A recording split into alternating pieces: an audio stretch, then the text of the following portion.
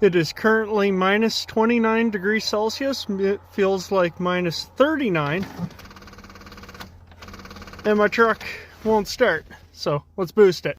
Booster pack is 2 dead to boost this Optima battery that's been in this truck for 5 years. So, and I got no booster cables. That should do it. That looks like a lot more power now. Let's go.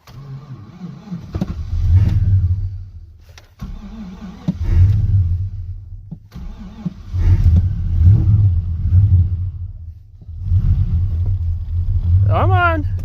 You got this. There you go. That's how you boost a truck in the winter. Works like a charm.